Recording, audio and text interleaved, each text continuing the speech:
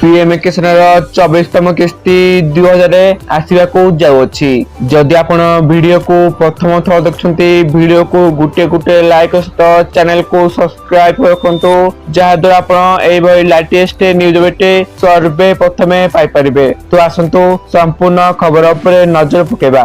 देशर कोटी कोटी कृषक वर्तमान 2024तम किस्ती को अपेक्षा करछन्ते। 23तम किस्ती जून 20 तारीख 2026 लाभार्थी बैंक खाता को डीबीटी माध्यम पठा जाइथिला। वर्तमान सुधा केंद्र सरकार 24तम किस्ती सरकारी तारीख घोषणा करछन्ते।